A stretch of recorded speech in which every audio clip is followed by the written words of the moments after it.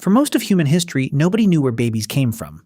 No biology classes, no textbooks, no diagrams explaining sperm and egg cells. No one sitting children down to have the talk. And perhaps the strangest part of all, pregnancy doesn't happen immediately. Months pass between cause and effect, which raises a question that most of us never think to ask. How did ancient humans discover that one specific act could create new life?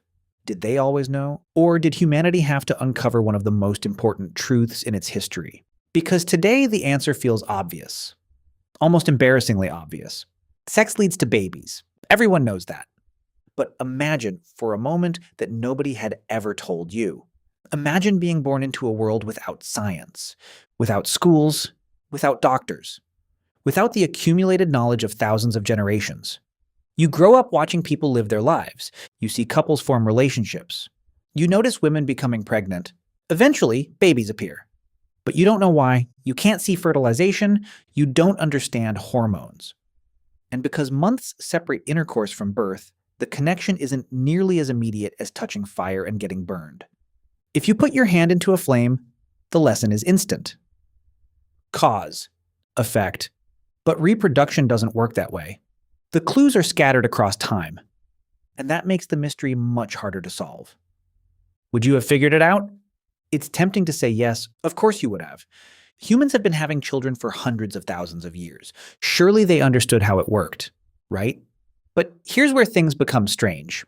Imagine discovering that something we consider obvious today may not have been obvious at all. In fact, anthropologists still debate exactly how early humans understood the relationship between sex and reproduction, and some evidence suggests the answer wasn't as straightforward as we assume.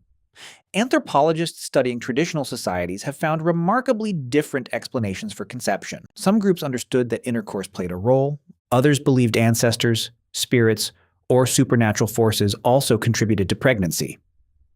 Among certain societies in Papua New Guinea, conceptions were sometimes understood through a mixture of biological and spiritual explanations. To modern ears, that sounds impossible. How could people not know? But the question reveals something important about human knowledge. Participating in a process isn't the same as understanding it. For thousands of years, people used fire without understanding combustion. They cooked food, stayed warm, protected themselves from predators, yet they had no idea what oxygen was. People treated illnesses long before anyone discovered germs. Parents passed remedies down through generations without knowing bacteria existed. Farmers selectively bred plants and animals without understanding genetics. And people lived under gravity for millions of years before anyone could explain physics. Again and again, human history reveals the same pattern. First, we observe, then we imitate, only much later. Do we understand? Which means the story of reproduction isn't unusual at all. It's deeply human, because this wasn't merely a discovery about babies. It was part of one of humanity's greatest strengths: pattern recognition. Humans are extraordinary observers. We notice relationships, we search for causes, we remember outcomes. Even as children, our brains constantly ask questions. If I do this, what happens next? If that changes, why did it change? This ability transformed our species.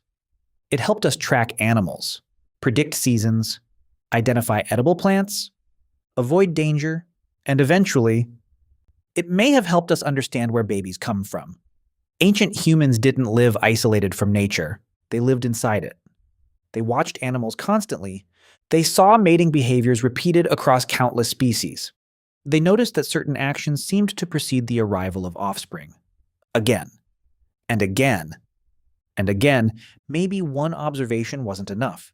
But hundreds, thousands, across generations, patterns begin to emerge.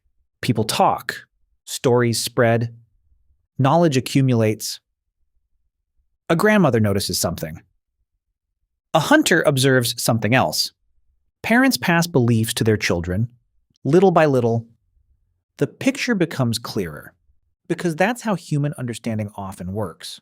Not through sudden revelation, but through countless small discoveries layered over time. But this creates another mystery. If humans are so good at recognizing patterns, why did different cultures sometimes arrive at different explanations? The answer may be that observation alone isn't enough. memory matters, interpretation matters. The stories we inherit matter. Because unlike planting a seed and watching a sprout emerge days later, human pregnancy unfolds slowly. Weeks pass, then months. A person can easily miss the connection between cause and effect, especially without calendars, without written records, without controlled experiments, and uncertainty has a strange effect on the human mind. When we don't understand something, we create stories. Sometimes those stories are wrong. Sometimes they contain fragments of truth. And sometimes they're stepping stones toward deeper understanding. You might be thinking, wouldn't all of this have become obvious eventually? After all, people reproduced long before they understood reproduction. And that's probably true, but doing something isn't the same as understanding why it works. The real miracle isn't that ancient humans had children. The miracle is that they kept asking questions about the world around them. Because reproduction wasn't the only mystery they faced. Why do seasons change? Why does lightning strike? Why do some plants heal while others poison? Why do animals migrate? Why does the moon change shape? And eventually, why does new life begin? That curiosity changed everything.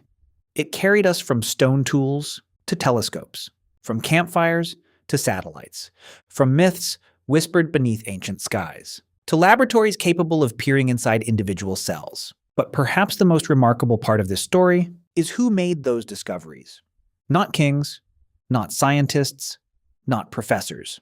Ordinary people, parents, hunters, gatherers, people trying to survive another day. People who had no idea they were helping build humanity's understanding of reality. Generation after generation, they observed. They shared stories. They corrected mistakes. They refined explanations. Slowly, knowledge grew. Sometimes in the wrong direction. Ideas hardened into myths. Assumptions became traditions. But even mistakes taught lessons. Because knowledge isn't a straight line. It's trial and error, observation and revision, believing, questioning, then believing differently. And in many ways, we're still doing exactly the same thing. We like to imagine ourselves as fundamentally different from our ancestors. More rational, more informed, more advanced. But the truth is, we're surrounded by mysteries they couldn't have imagined. We still argue about consciousness. We still debate the nature of intelligence. We still wonder whether we're alone in the universe. We still struggle to understand our own minds, artificial intelligence, dark matter, the origins of life itself. The deepest questions remain unanswered. We're still searching for invisible causes, still connecting events separated by time, still gathering clues from incomplete information, still building explanations from observations. In other words, we're still human. Maybe that's why this story matters, because it's easy to look back at ancient people and see only what they lacked, but they possessed the same curiosity that drives discovery today.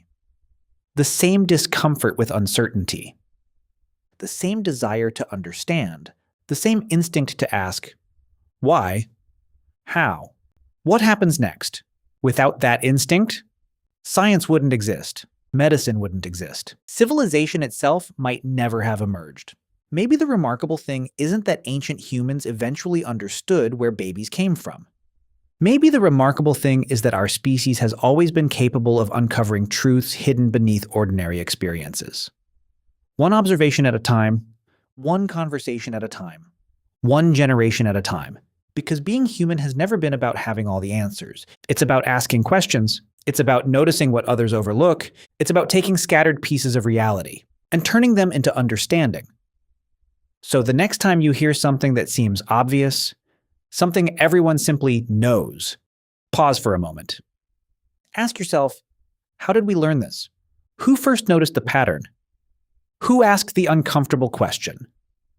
Who dared to admit they didn't understand?